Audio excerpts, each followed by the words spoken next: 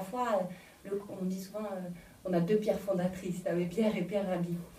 Parce que y a le côté humanisme et puis le côté agroécologie qui nous avait touchés dans ces deux mouvements, qui sont très liés, je pense, au final. Et donc, on cherchait des jardins. Et quand on trouve le site à Rosières, il est partagé, ce site, de manière complètement égale entre les jardins et la possibilité de la recyclerie. Donc, on se dit, même si ça a l'air d'une galère énorme, parce qu'il y a très peu de... Au départ, c'était pas très couvert.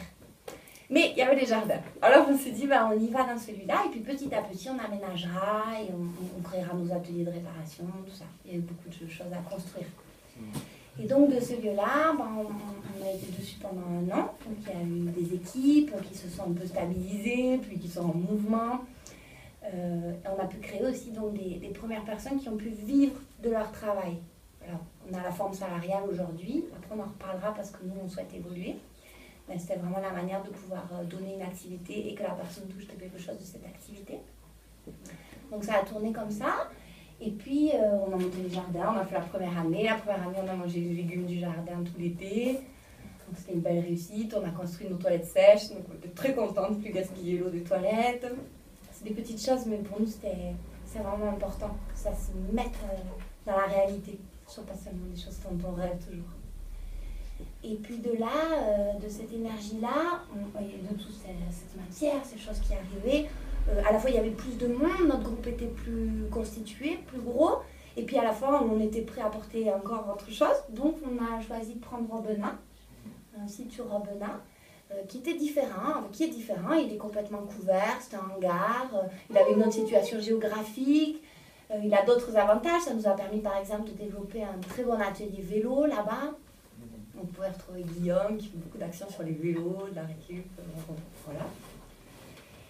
Et puis de là, on a encore, ça mouline toujours, hein, changement de cap, c'est très énergétique et énergétisant.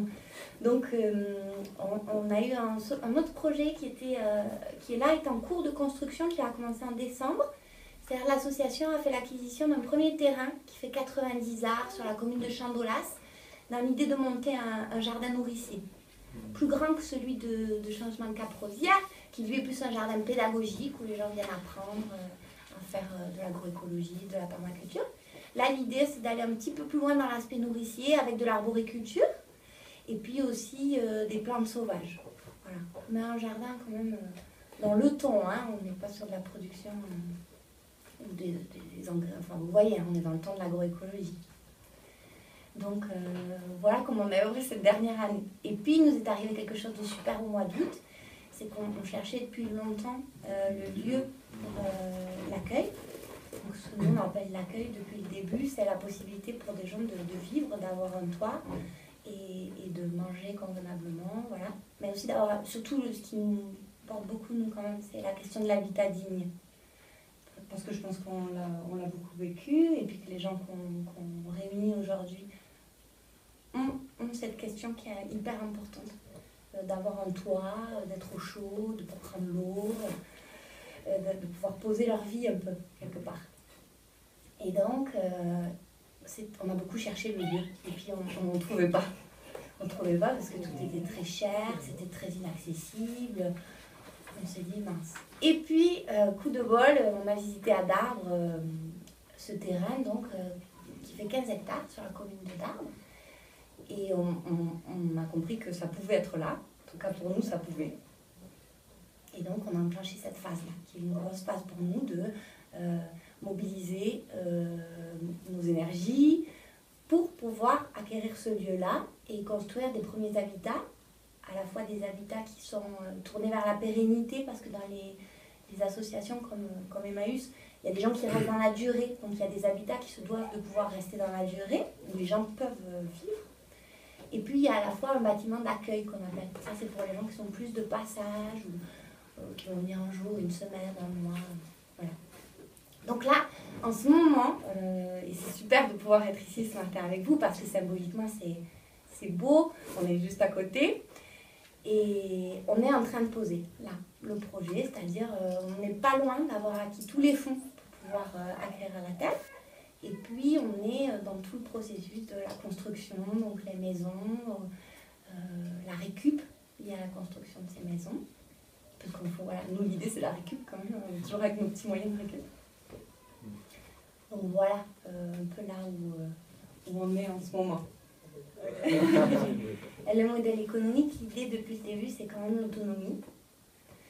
Alors c'est marrant, c'est une autonomie de la solidarité, moi je le disais.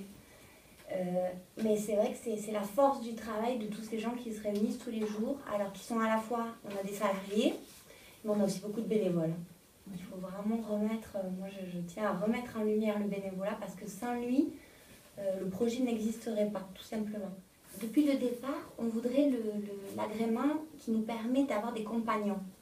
Aujourd'hui, dans le mouvement Emmaüs, donc, il y a cette possibilité de compagnonnage qui est à la fois sur les valeurs, parce qu'un compagnon, il y a beaucoup de valeurs derrière son compagnonnage, mais il y a aussi des questions très pratiques sur le modèle économique, parce qu'on n'est plus dans une forme de salariat, on est dans une forme entre le salarié et le bénévolat. Et nous, ça, quand on a compris ça, on s'est dit, mais ça c'est hyper innovant, et pour nous, ça nous reflèterait vraiment bien. Donc on a espoir de pouvoir d'ici 1 an, grâce à notre autonomie financière, aux activités de tous les jours et au travail de tout ce beau monde, de pouvoir avoir, aujourd'hui c'est 8 salariés, on espère pouvoir avoir une vingtaine de compagnons. Nous on est vraiment en transition dans le monde idéal, sur la création de vivre ensemble et d'un domaine en agroécologie qui préserve, voilà. Ça c'est, le recyclage, c'est l'outil. C'est l'outil qui nous sert à transiter. C'est les gens qui sont en activité qui décident. Moi, j'aime bien ça. Normalement. Donc, tu vois la structuration associative hyper pyramidale que tout le monde a tendance à reproduire, nous, on les radique au maximum. On a un conseil, on a des représentants parce que les pouvoirs en place, le public, les communes, ils ont besoin, tu sais, d'un nom, un visage, sinon ils sont perdus, ça leur fait peur. Donc, on a placé ça pour les rassurer. Et puis maintenant, notre fonctionnement en interne, il est beaucoup plus que les gens qui sont en activité prennent les décisions qui les incombent. Maintenant, on a une relation employeur-employé. Donc par exemple, le CA, l'associatif, il a une responsabilité d'employeur. On est des fois à des carrefours. Hein. On est tous au service d'eux. Tu vois, même nous, les fondateurs, le compagnon, le bénévole, en fait, tout le monde, on a quelque part le même statut, on est au service du projet. Donc après, la gouvernance, elle est facilitée par ça, parce qu'on a un objectif commun. Et on parcourt le chemin ensemble. On a une charte, bien sûr, pour les choses importantes à poser au début avec chaque personne qui arrive. On s'est rendu compte que c'était quand même important au début d'avoir un bon accueil. Bien sûr, nous, l'accueil, c'est hyper important. Passer un moment ensemble, discuter, boire un coup, mais aussi quand même poser des bases, parce qu'on ne vient pas tous du même endroit. On peut croire que, mais en fait, des fois, il vaut mieux poser les choses. Le respect du projet, les objectifs, la non-violence. C'est des choses importantes à dire. Ah oui, alors dans le compagnonnage, nous, c'est ça qui nous a plu. Il y a effectivement ce lien à la sécurité sociale. On prend soin des personnes sur l'aspect maladie, santé. Ça, c'est très important. Et après, il y a aussi l'aspect retraite, entre guillemets. Mais bon, humainement, en général, pour moi, ce que j'ai beaucoup aimé dans les communautés, c'est que les gens restent, même quand ils vieillissent, jusqu'à la mort. Il y en a qui restent jusqu'à la mort, et ils vont faire l'activité qu'ils peuvent. Mais c'est pas l'activité du commun qu'on traite, en fait. On voit quand même l'activité comme quelque chose de sympa, parce que la difficulté, c'était justement de trouver une activité dans ce monde où tu rentres tout le temps dans des cases, bénévoles, salariés, trucs, et si t'as pas de case, bon, ben, tu fais quoi? T'as quand même besoin d'être en activité, t'as envie. Donc nous, on porte ça plus fort, je pense, que les cases. J'ai l'impression que vous questionnez vraiment la notion du travail.